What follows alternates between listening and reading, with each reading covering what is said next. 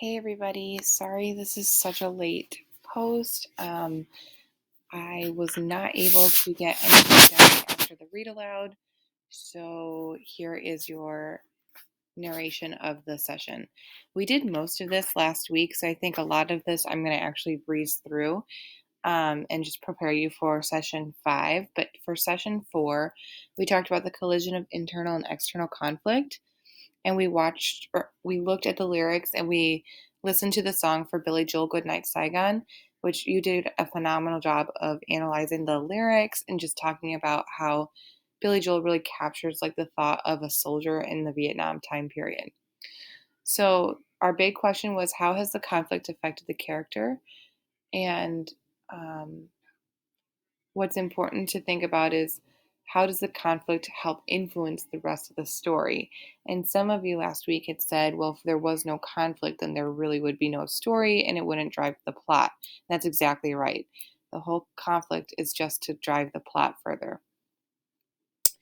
So this was your teaching point. So this turns into the central conflict of the story when the main character, the protagonist, has a conflict within what's going on in his own thoughts or her own thoughts and what's going on in society or the world.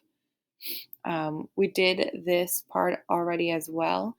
So we talked about how in the read aloud from Patrol, the land of my enemy has wide valleys, mountains that stretch along the far horizon, rushing brown rivers, and thick green forests. And I asked you to think about, what does this section of the read aloud say about our character, and what character trait can you assign here? So these two questions, yes, they're good for this part of my lesson, but they're also really good questions to ask after you've done a reading with your book clubs. These would be perfect to ask each other, especially if you were someone who was researching the character in your books. You might want to pick these out and say, I'm going to focus on these questions today. Suddenly there is silence. We are afraid to move. We are more afraid not to move. I hear the sounds of birds again. I wonder if they speak of us from the high branches. I wonder if what they see makes them sad. So here we have a conflict within the words alone, right?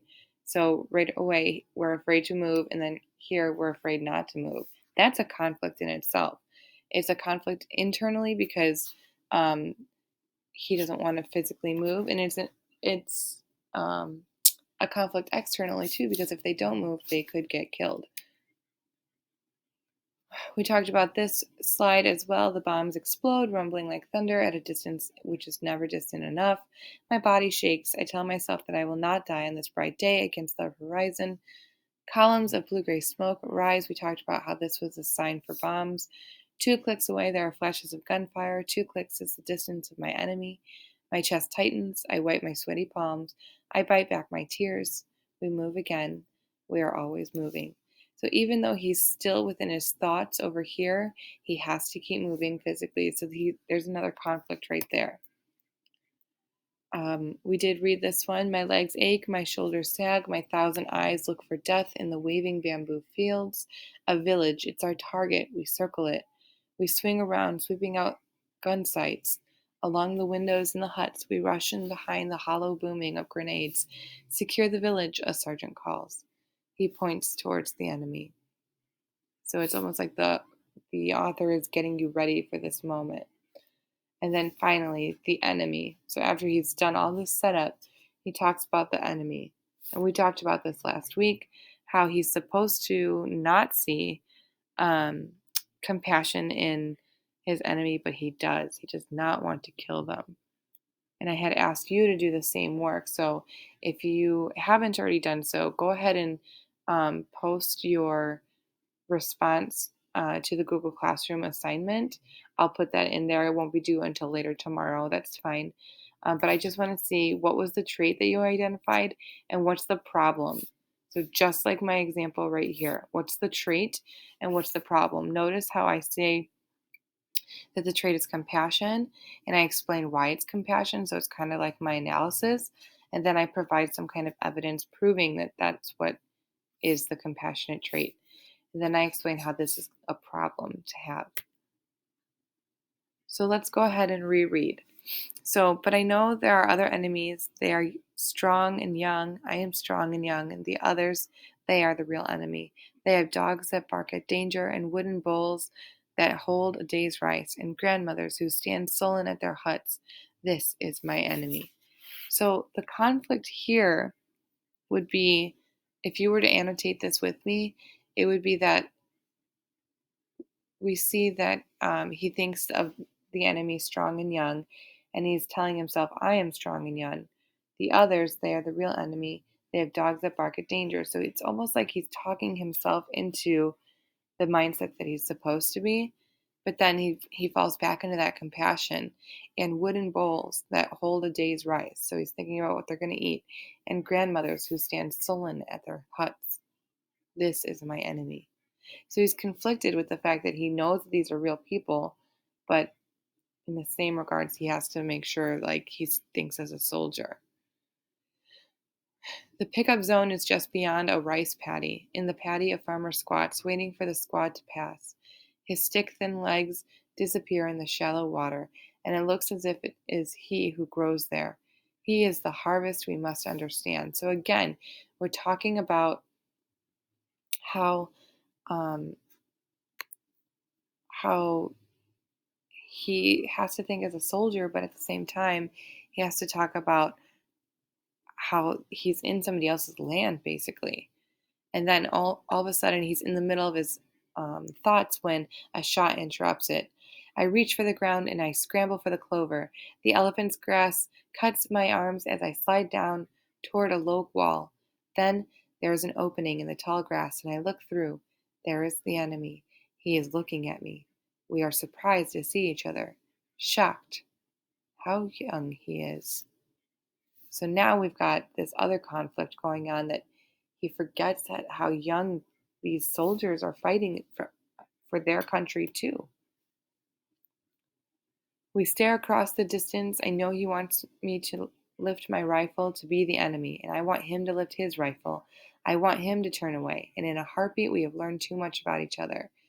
And just by that statement alone, they've learned that they are complex, right? And so what they've learned about each other is that they are both compassionate and they don't want to be the one to lift their rifles. The putt putt of the chopper interrupts the moment. The enemy turns away and is swallowed by the lush grass that is everywhere in this land. I lift my rifle. I aim at the distant shadow. I am the enemy.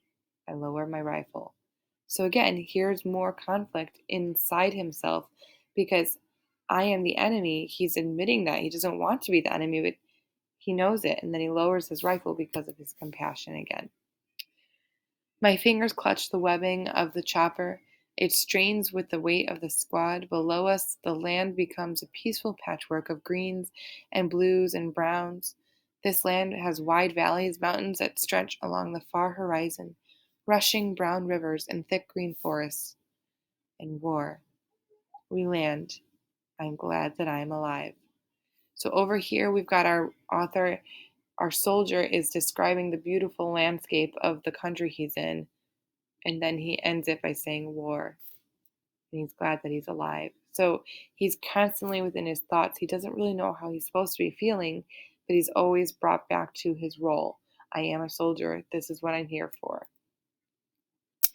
As the heat of the day passes to the heat of the night, I write a letter to someone I love. I wonder if my enemy is writing a letter too.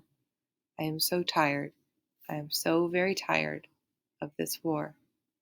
So we can hear that exhaustion throughout the entire piece, right? And we hear the exhaustion because the conflict is repeated over and over again. He's such a compassionate soldier, but he knows that he has a role and he doesn't like the role that he's in.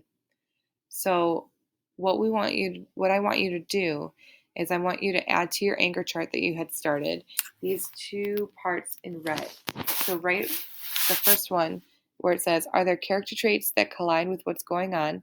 So just like our soldier was compassionate, he's not supposed to be compassionate in a time of war. So what is something that you notice from your main character that collides with either World War II, Berlin Wall, or the Revolutionary War or the Civil War? And might the resulting tension, so tension meaning more conflict, Be the conflict at the heart of the story. So what is going on that's causing that tension, and is it the biggest conflict of the story? That's what I want you to answer. Those two questions.